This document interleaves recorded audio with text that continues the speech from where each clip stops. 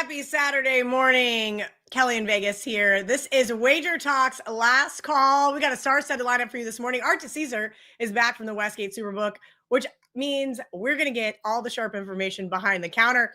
Gianni the Greek's going to give us from the other side all the stuff that he saw groups play, what he's seeing in the back end of his accounts. Ralph Michaels is going to take all of your college football questions. And, of course, we have a UFC match tonight. So Kyle Anthony is going to join the show. If you guys have a question, drop it in the chat. That's how this show works. I want to get ready, start watching football. So I am here solely for you. And if you're not asking questions, I'm getting out of here because I want to make some of these last minute bets. Let's bring in Art DiCesare from the Westgate Superbook. I know he is super busy this morning, as he always is, over there behind the counter.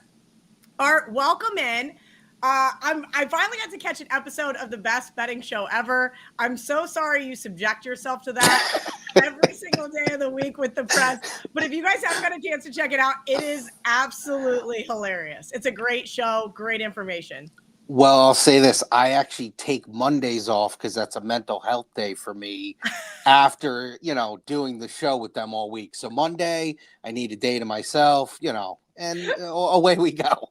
I love that for you. I wish I got one of those. I'm going to be joining the Prez on End Zone Live tomorrow watching the games. And I'm already like, all right, what is going to be my drink of choice here? Because last time Prez and I were on the same side was the Eagles. They were getting obliterated. And the next thing you know, chaos ensued. It ended up being a really fun time. All right, let's get into kind of what we've got on this beautiful college football slate. A lot of really great games today. Obviously, we've got the Red River Shootout, or rivalry, or whatever the heck it's called now, there in the Cotton Bowl. We've got a pair of really nice SEC games and a couple of those under-the-radar SEC games. But first, I want you to kind of rattle off what you guys are seeing early action here for this Saturday morning. Yeah, let's just start early kickoffs. Charlotte at Army. You saw a lot of early Army money. They laid 17.5. They laid 18.5, up to 19.5 on that game. Pitt and FSU, very interesting. They took Pitt at 11. They laid 10 with Florida State. We've kind of settled back in the middle there at 10.5. So we've seen two groups on both sides of that game. UCLA at Michigan State. Early, it was really one-way traffic on UCLA, 8.5, 7.5. We were at Michigan State 7 this morning, and then we saw some money come in there, moved us back to 7.5. Interesting on that. We don't talk a lot of totals, but the total really got bet down on that game. 54.5 all the way to 52. So keep that in mind. Bama, Missouri's a game where they're just going to basically go 3.5 the whole day. That's what they're going to do. There are a lot of 3 -20s out there. We don't like to do that for the most part, but if we have to, we will. The sharp money on Missouri was at 3.5. Ohio State saw money when it got to 14, but the early money was on Illinois. So, listen, we'll probably need Illinois in the game regardless because, Ohio State will be a sweetener for everyone's money line parlays. That's just how it goes. Kind of go into the madness behind that because I think a lot of times when I text people, here are the Westgate needs, they don't really understand it, right? You've got sharp money coming in early in the week. You've got recreational money coming in. You've got house players being thrown into the mix. And all of those factors tend to come up with what you need. Now, John Murray makes it easy on Monday nights. He's like, hey, we need the Giants to win outright. But Saturday, because there's so many games, there's so many money line parlays, there's people that tease college football. We're not even going to get into that. But a lot of kind of crazy things that start to happen. The needs are a little bit different. Absolutely. Talk about teasing college football. One of our best house players, $30,000 tease this morning with Ole Miss and Ohio State 6-point teaser. Why? Yeah, I mean, Ole Miss -26 now in a teaser. So it does happen. Obviously, it's not as prevalent with the teasers as is the NFL because of the key numbers. But you're right, that early week action, too, a lot of the times a game could get faked. It could be they're taking 4, they're taking 3.5. They want to get it under that field goal so then they can really plow -2.5. So that happens a lot, too. You got to be a little bit wary of those early, weak moves because also to the limits, they're not as big. Obviously, on a Saturday, we're at full limit. So always keep that in mind. What are full limits there at the Westgate Superbook for if somebody wanted to come in with a briefcase full of cash? What can I really get down over the counter? I know the app limits are going to be a little different. Of course, app limits are always different. We always try to extend people over the counter. I mean, if you're going to come in on a college football game over the counter and we don't know you and it's like a first time bet, you could definitely get 10 dimes on a game, just a regular game. Now, if it's a bigger, high profile game, some games where we designate this is a bigger game, yeah, I don't see why you couldn't get 20. I mean, obviously we always want to establish new players and establish kind of what's going on with that player. And we evaluate as we go through the process.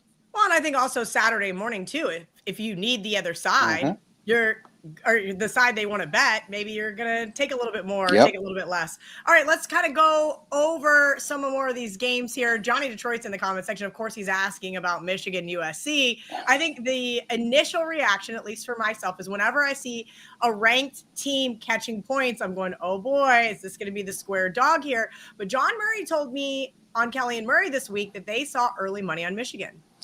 We did. Now, when that was the game of the year, that was a pick, and then we reopened USC -3.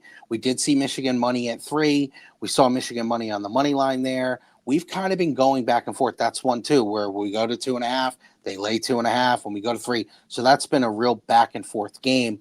Some of kind of the 12:30 slates. This is one where I thought it was a fake early in the week. They took Colorado at 4 and 3.5 and 3, and Iowa State was 2.5. And I was waiting and waiting and waiting. When's the big Iowa State money going to come? It came a little bit, and we moved back to 3, but it wasn't as prevalent as I thought. That really wasn't a fake. The sharps really are on Colorado. Arkansas took a lot of money, 12.5, 11.5. Tennessee now -10 at home. Tennessee is going to be a need for us. I know a game that you have talked about, Nebraska and Maryland. That's another one, two-way action. They lay 6.5 in Nebraska. They take 7 with Maryland. So been really going back and forth with that. We need your team today, Kelly. K-State. Oh, so much TCU money. I'm so sorry. I know. We need K-State in that game. A lot of TCU money. TCU now up to a 2-point favorite. Indiana and Oregon. This was a game of the year, and it was Oregon -14. So, I mean, obviously Indiana has been kind of, they've been repower rated, a little bit higher than normal. Not that Oregon's been downgraded, but when we reopened this, we were as high as 9, saw Indiana money there, and then we saw Indiana money at 7.5, Oregon now -7. And then, this Red River shootout game, because you don't know, I guess the quarterback's probably going to play, but this thing's been going back and forth. We were sitting at pick this morning.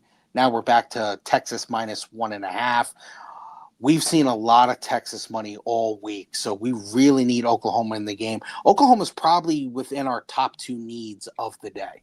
Wow. That is not something I expected to hear, that you were going to need Oklahoma, especially if John Mateer is a go. I'm going to go ahead and guess he probably is, but I think a lot of people, myself included, are expecting an Arch Manning bounce back. Yeah. We'll see how that one goes. Okay, a couple more questions before we get you out of here. Another big SEC game. And John and I talked about this as well, similar to Alabama-Mizzou. It's at 3.5. It kind of, I think, is like that fishy line. I'm assuming a lot of people want to take Georgia in this spot. Yeah, and we were 3, and then we saw Georgia money at 3.5 even, and it got us to 4 on the game. So, the initial flood of money from the public and the sharps have been on Georgia. Interesting. Okay, of course, everybody wants to know your best bet, and we're going to get to that in a minute. Don't you worry. Art has been on fire with those best bets. Kind of give me anything else you've got for the rest of the Saturday slate in terms of what you guys are going to be rooting for.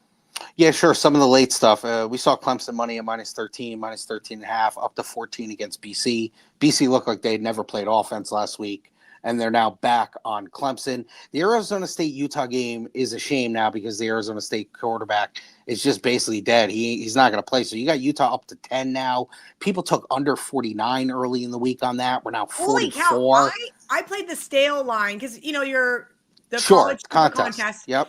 You get stale numbers sometimes. And I thought, I was back and forth on USC. I was looking at Utah. I was like, you know what? Let me just play the stale number on Utah. 10 is shocking. I'm almost this close now to firing back on Arizona State and just hoping for a nice What are we talking? 4.5-point middle? Oh, absolutely. I mean, that thing was 4.5 when we reopened it. It got to 5 pretty quickly. The total's gone down 5 points. So really crazy move there. And it ruins what's a really good late night game, best late night game of the week. Purdue saw a lot of money at +9.5, +8.5. Minnesota now 7-point favorite at home. San Diego State saw initial money at 6.5, got all the way up to 7.5. And then we saw the buyback on Nevada at 7.5. That's always a theme. When you're at that touchdown, you see him lay it under and you see him take it over that. That's always a big thing. And here's another under the radar game. Sharp money on Rice at +11.5. UTS now -10 at home. All right, a couple more questions before we get you out of here. JoJo wants to know, same thing I want to know. Let's talk about Florida A&M here. Florida off that upset over Texas last week. A&M's offense looks to be rolling. I think this is a case for the better defense plus the points. What are you seeing on your end? Yeah, I mean, it's pretty good two-way, but I would say the initial flood of money did come in on Florida. So I would say A&M probably a small need. Okay, A&M small need. Nick wants to know, what are the heaviest public bets for today? Oh, that's interesting. I would say your heavy public bets are probably Michigan State and Alabama. Okay. I would say those are two pretty good heavy public things. I mean, Oregon's going to be pretty public. They're going to be popular in the money line parlays today. People, who really don't watch college football week in and week out probably have no respect for Indiana. Not saying I love Indiana, but I think Oregon will be very much a public team today. All right, we're going to get you out of here. I know you are busy. He did say that early money did come on Pitt. Then they came back and played FSU, Preston. If you missed that one, let's get your best bet and get you on to Monday so you can get that day off. Yeah, I need it. I'm going to take an ugly one. I'm going to take UL Lafayette +18.5 against James Madison. It's a small total as far as college football. It's in the low 40s. I'm almost getting 3 touchdowns. I think they can keep it within that. A game that I didn't think I was going to want to watch today, but here we go. Art DiCesare at ArtDice21 on social media. Make sure you guys are giving him a follow. You can also check him out on the best betting show ever with Joe Ranieri and the Prez right here on the WagerTalk YouTube channel. Thank you, Art. And do not forget, guys, Reduced Juice there at the Westgate Superbook. Primetime games, game day. And, of course, Sundays, you're getting -108 on NFL sides, which is just absolutely amazing. We're going to bring in VR right now. He's going to give us the other look behind the counter, the look from the sharp side. VR, welcome in. I know you've been waiting in the wings. Anything to comment on basically what Art had to say? Any conflicting information? Anything you agree with? No, real quickly. He just confirmed Louisiana Lafayette for me. I love that. That's great.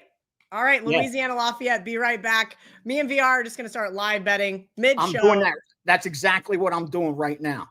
I love that. We're both just going to do it. While you guys generate some questions here, we're going to get our bets in.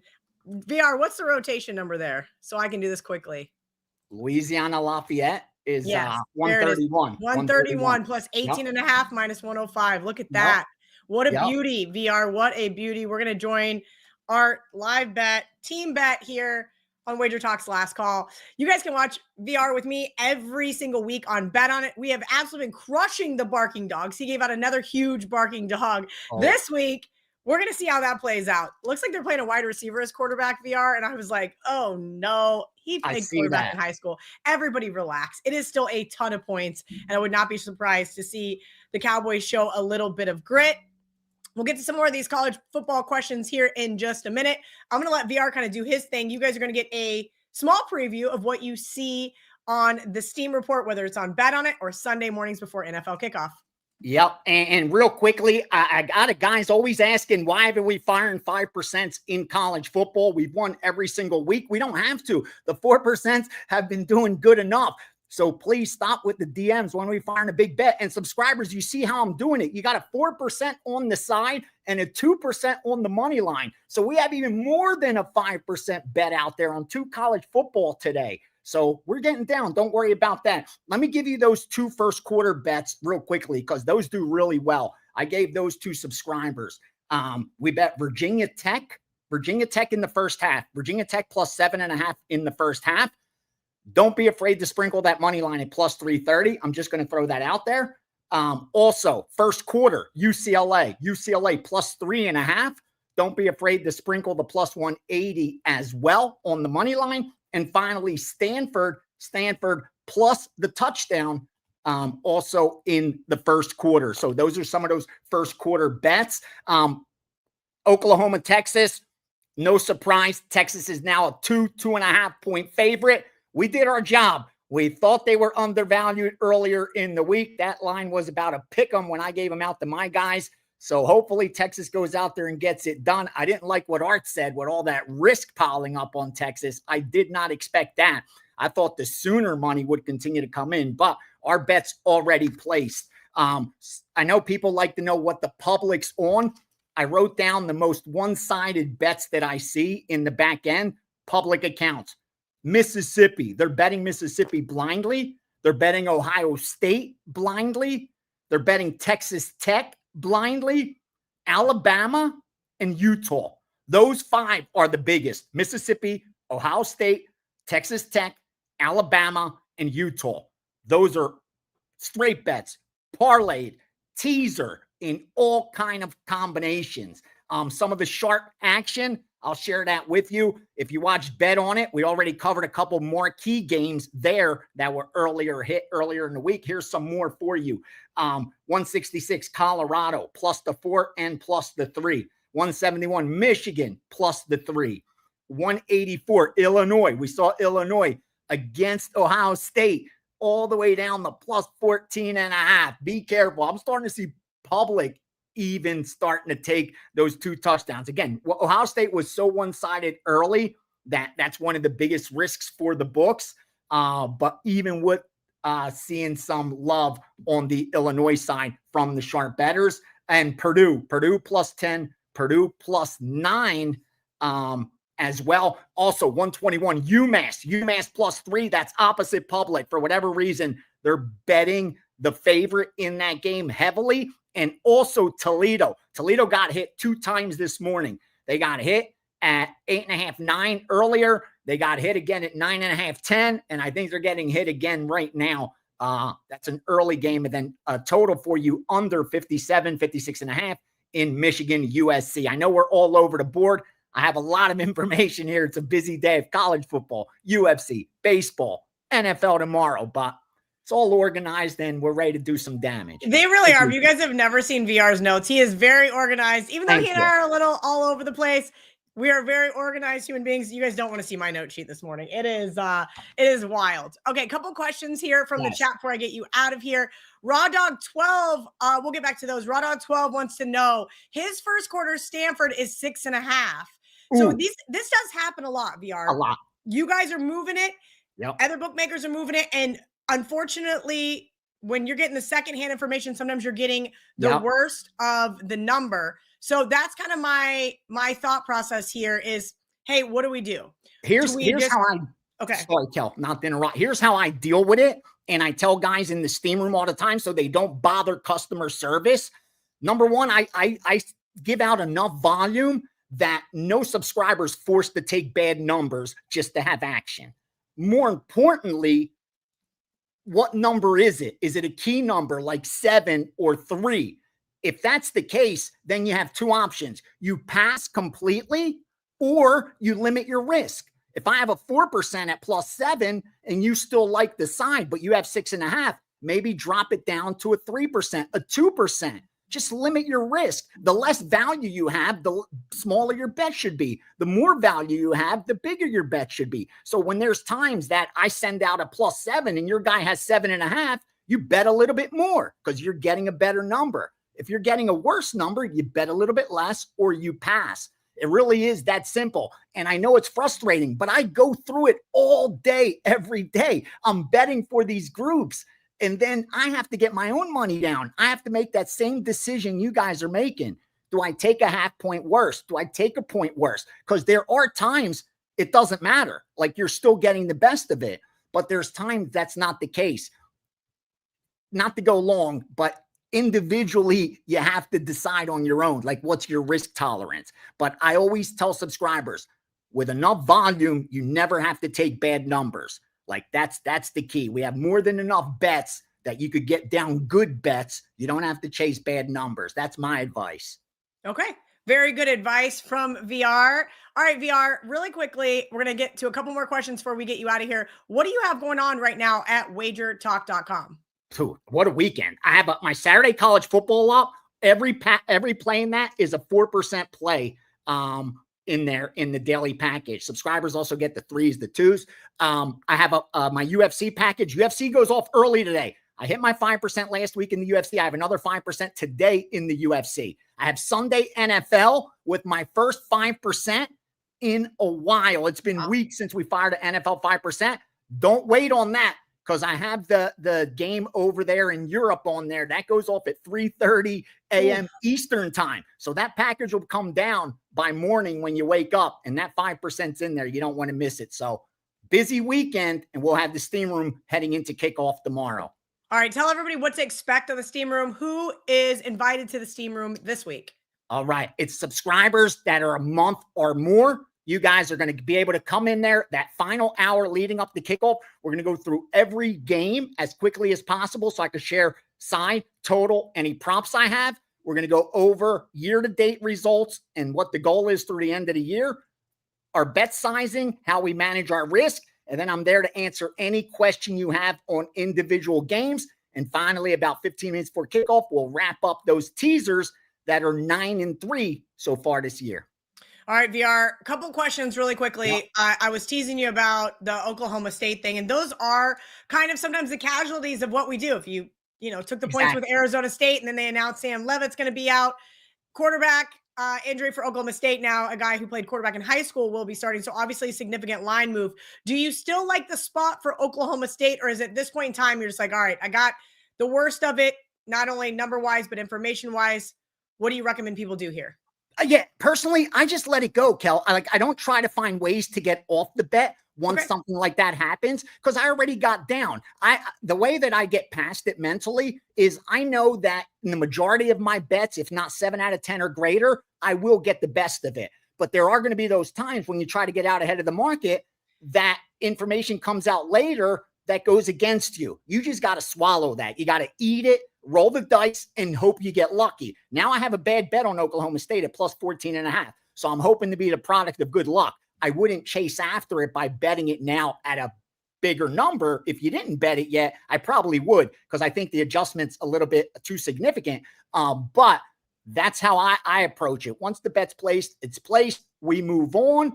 And more times than not, again, as long as we're getting the best of the number, more times than not, that's what we're going to keep trying to do, get out ahead of the market. Do you guys, for example, like I said to Art, in the Super Contest College, I took the stale number with Utah with some of my partners. 2 of them out of the 6 said, let's do it.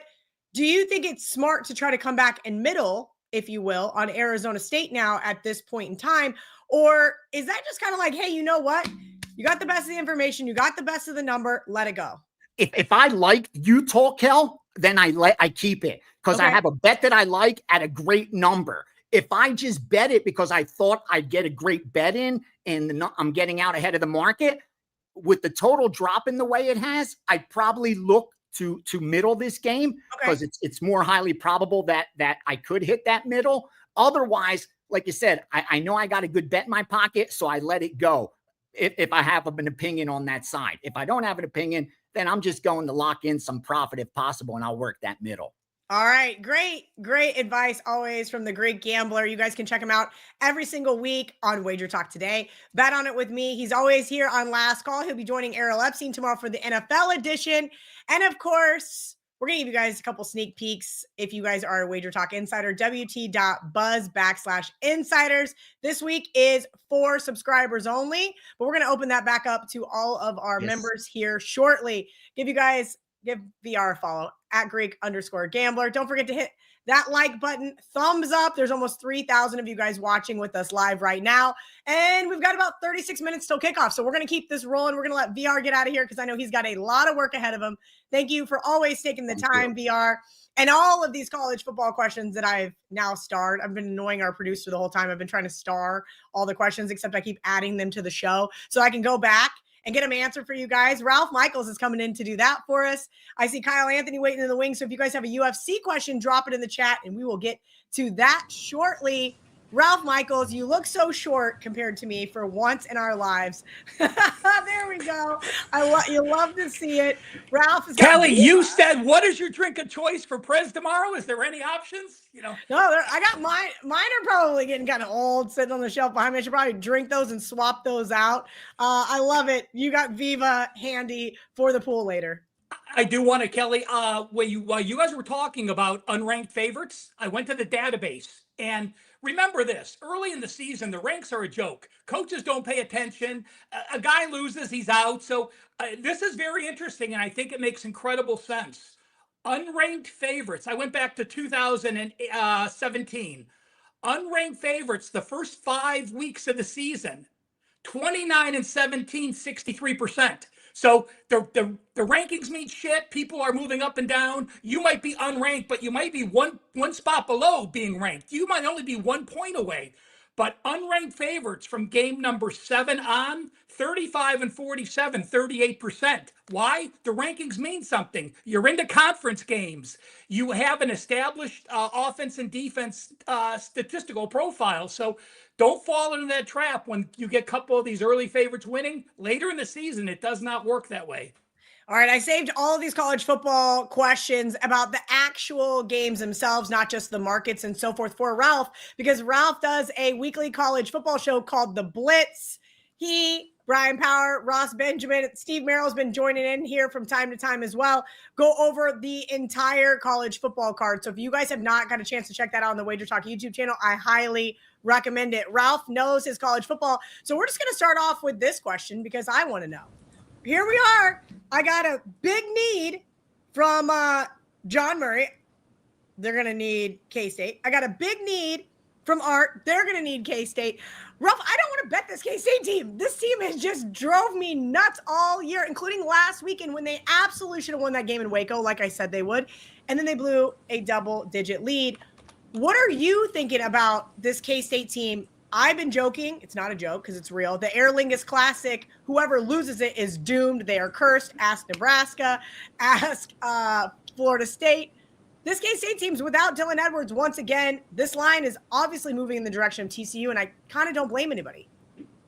Well, you look at Dylan Edwards. I mean, they have 4 players that are between 100 and 200 yards rushing. So they really don't have a go-to rusher. Avery Johnson's still the leader.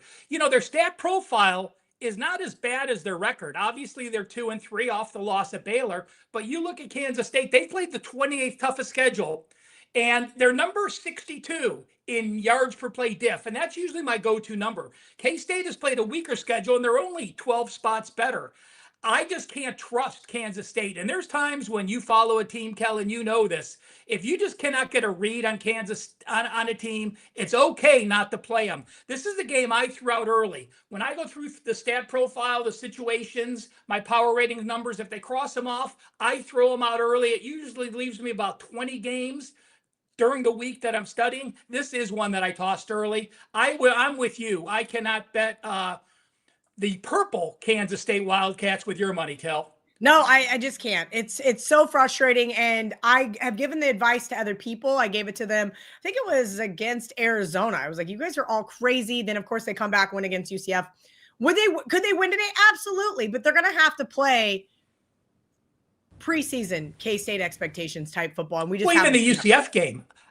Yeah. Even the UCF game, they only won that game because they were +2 turnovers. Yep. I mean, most college football teams are going to win at home +2 turnovers. So it wasn't even a powerful offensive performance. It was more them getting handed the game.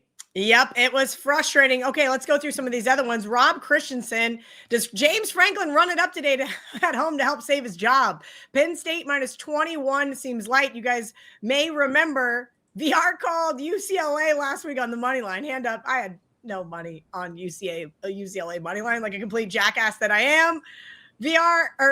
Ralph, when an upset like that happens, how do teams typically respond? Well, you look at James Franklin coming off the Oregon game. He's been horrible. He's been horrible off a loss. You would think he's good. What he is, he's a good bully. He tries to run it up against those opponents. And here's the thing. If he has a lead, he will continue to run it up, but I cannot bet on him. Not only did they lose to UCLA, this was not a fake loss. This was a UCLA team that rushed for 269 yards and 5.1 yards per carry.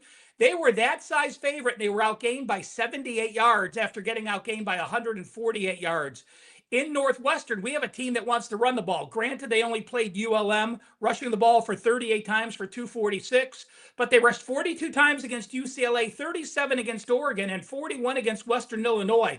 I actually like the under here, and I would only bet the Northwestern side.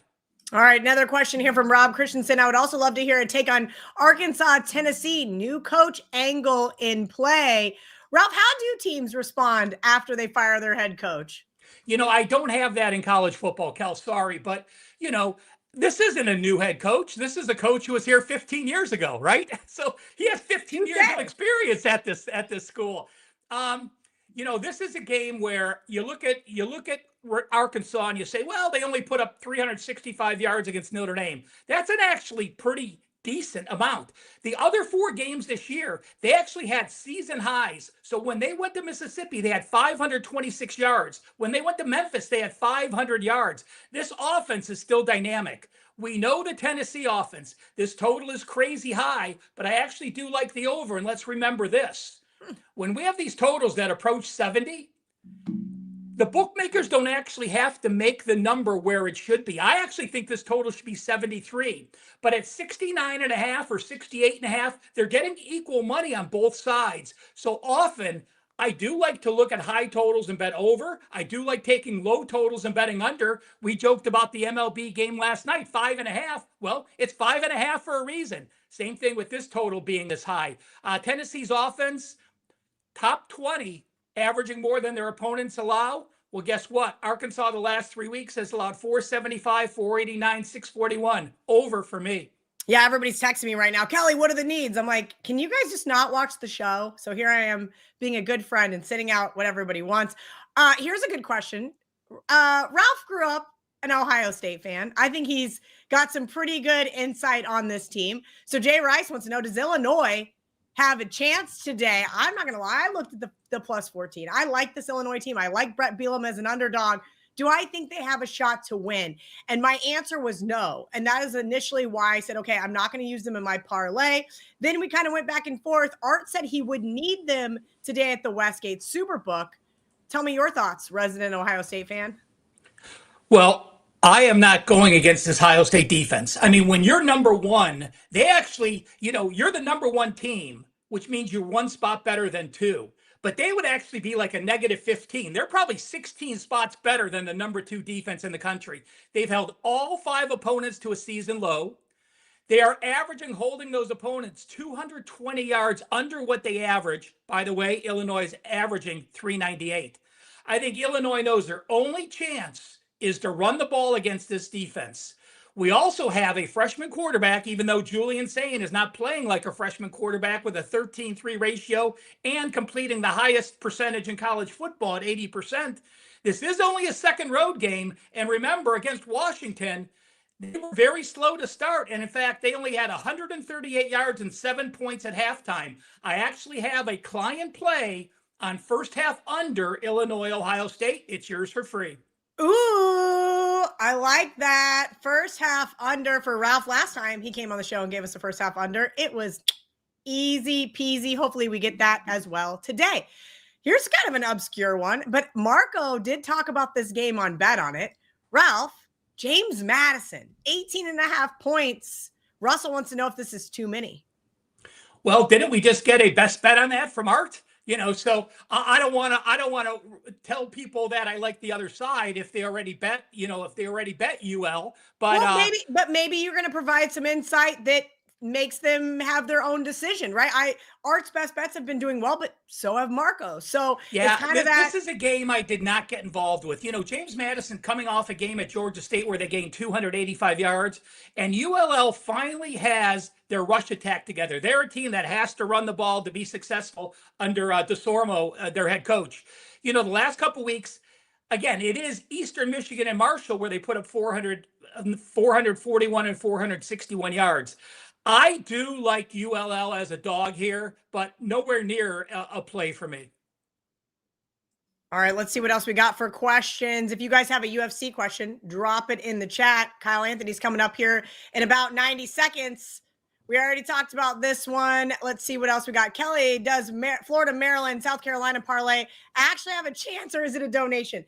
Well, last week's parlay actually had a chance, and then all three teams blew a double-digit lead. I'm going to be honest with you. I don't know. I cannot play the football games for these teams. It has been a very frustrating season. We'll leave it at that. Anything else? Let's see what we got here for Ralph. And Ralph's thought. Here we go. We'll get this last one. Ralph's thoughts on the Arizona BYU game tonight. Keep staring at the +2.5 with the home team, and I'm hoping there's a reason 3 would be bought up is offered. All right, let's kind of break down this game. This is a game that I think, is interesting. This is Arizona, who I'll say they've taken a step forward this year, right? And maybe BYU's taken a small step back. I do think this is a really pick'em type situation, so I didn't get involved. Ralph, what are your thoughts on this Big 12 matchup late night? You know, I did not get involved either, Kelly. And you look at BYU, and you know, we're starting to get a little bit where the schedule becomes more and more important. Going to East Carolina, getting a win, going to Colorado, eking out a win, coming home against West Virginia, and now traveling again to Arizona. Arizona at home, again, we are talking one of the weakest schedules out there. Hawaii, Weber State, Kansas State, they only win by 6, even though they had a 200-plus yard edge. Lose to Iowa State and lose to Oklahoma State. To me, Arizona State, BYU, even on offenses. The defense, here's where I'm going to surprise you. I actually give a slight edge to Arizona with the better defense. They've held 3 of their 5 opponents to a season low. They're allowing 88 yards per game and 3.0 yards per carry rushing. I do like the Wildcats at home. All right, Wildcats for Ralph. We're going to get Ralph out of here. But first, Ralph, what do you got going on over at WagerTalk.com?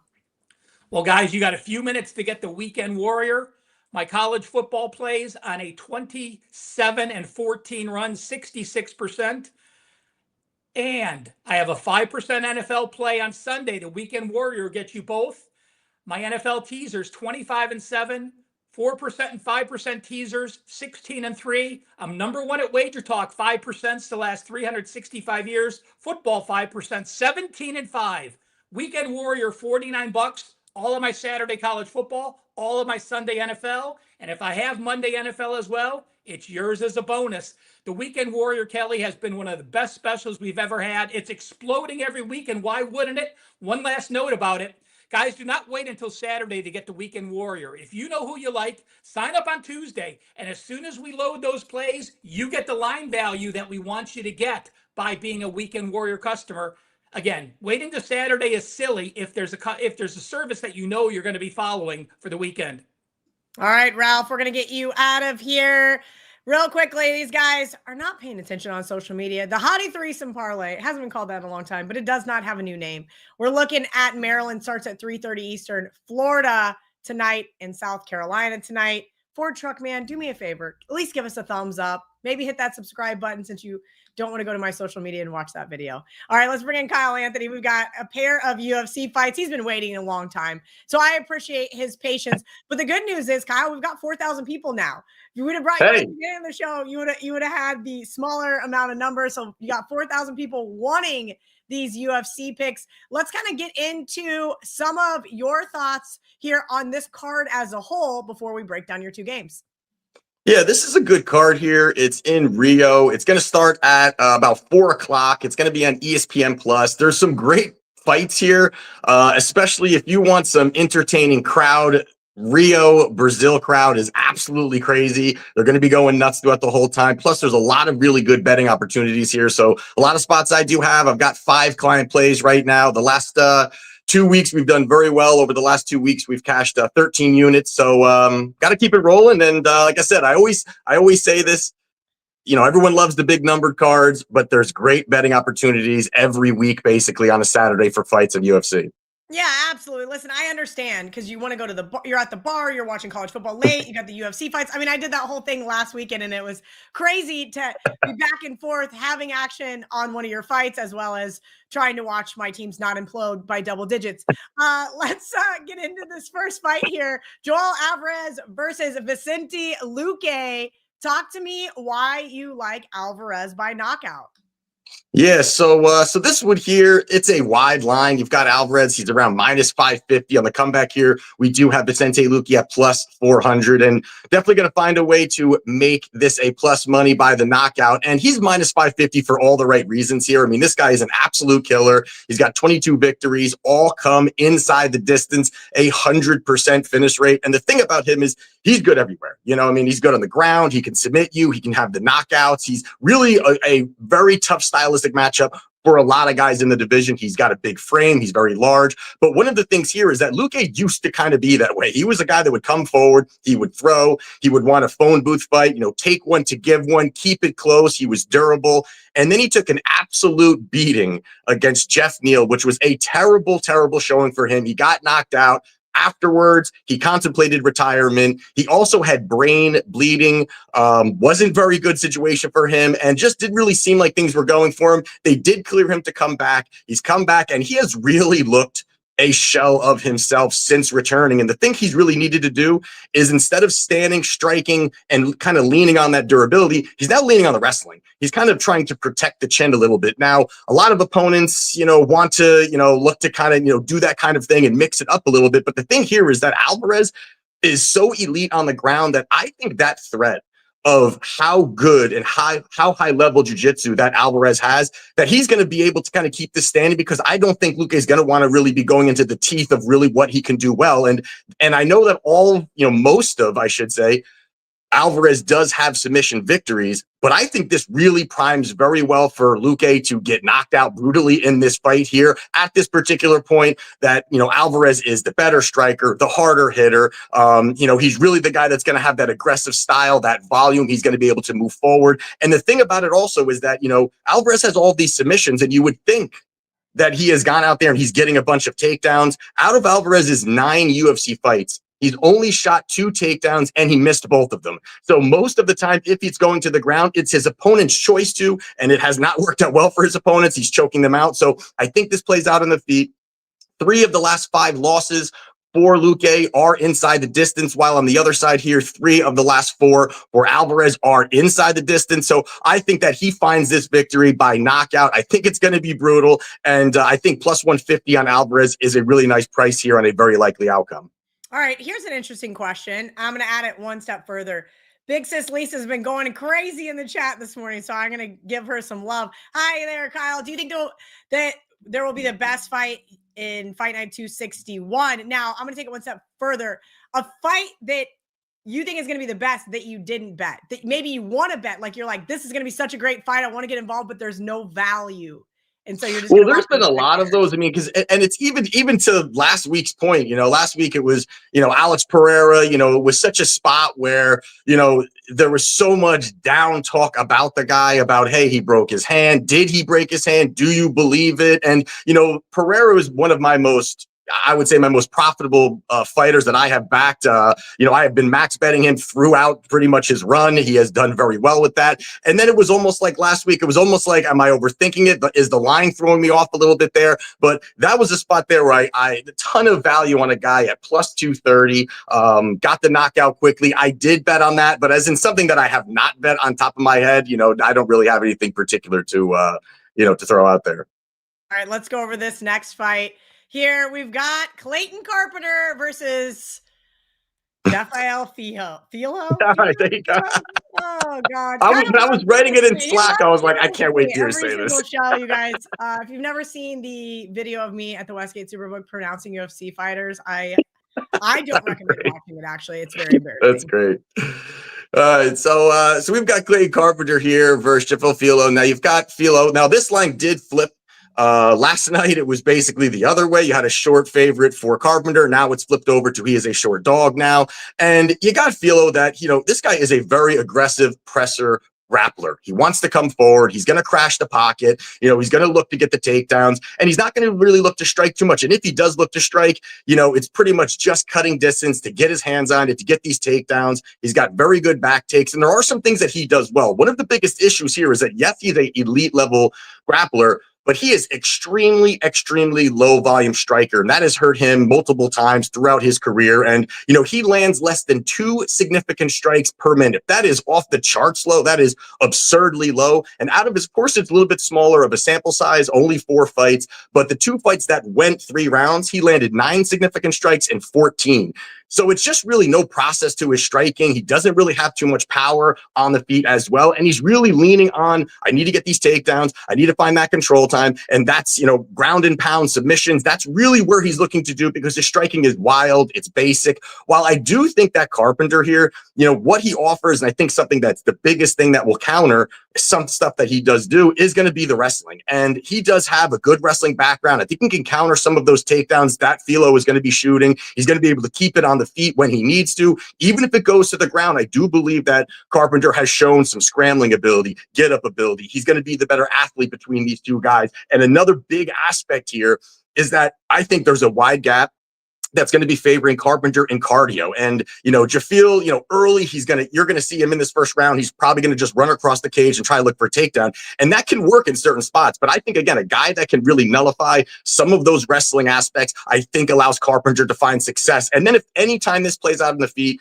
Carpenter has a massive advantage on the feet. He's a far better striker, crisper combinations. He's the better boxer. He was a former Golden Gloves champion. And I think he's just more technical. In any of those situations, I think he finds a lot of success on the feet. Again, Fiallo, the cardio's not there, but he's very good on top. If he can get those takedowns, Fiallo can be dangerous. But anytime he's been on his back, he has just not been able to get up. He has struggled. And I think that opens up an opportunity for Carpenter to look for some takedowns and be offensive with his wrestling, not just worrying about the takedowns himself, looking for some of those takedowns on his side here. So you're getting him now at around plus 108. There's some like plus 110s, 115s out there. So I like that. I mean, plus money is good money, and I think that he gets the job done today.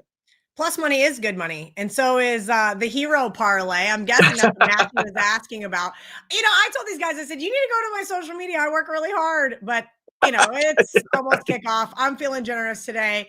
Do you want to give out your hero parlay, or at least tell people where they can watch it? Yeah, so I'm going to be posting that probably after this, probably in the next half hour or so. It's 3 plays. Now, listen, I know a lot of people get crazy here. They think, they want to put like a bunch of units on this, and this is the reason I call it a hero parlay, is because we're going to be heroes if we hit this parlay. It's not an easy thing to hit. It's plays that either I've kind of edged out that I'm not looking to bet straight, or maybe some of them that I are. Sometimes I'm mixing it together, but that's where you're going to find it at my Twitter, at Kyle Anthony UFC. You can check it out in about a half hour.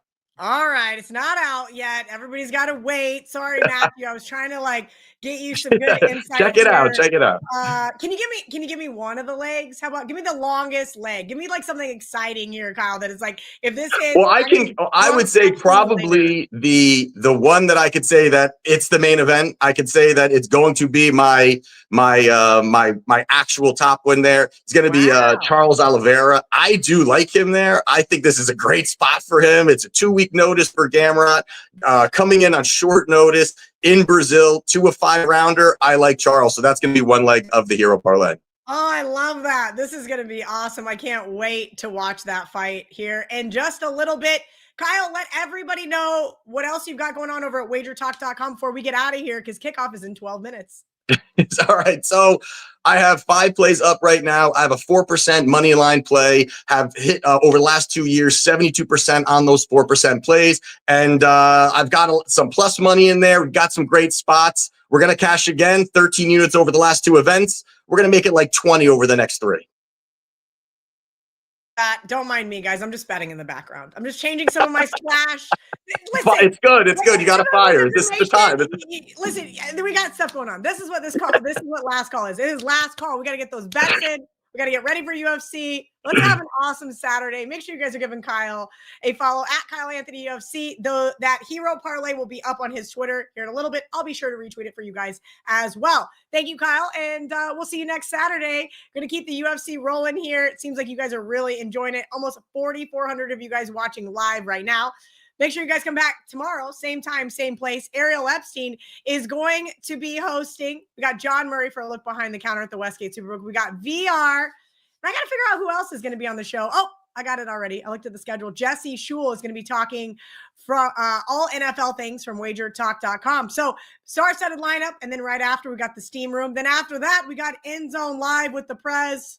Good thing I got those Vivas on Ice from Ralph. We'll see you guys next Saturday right here on Wager Talk Last Call. Have a good one.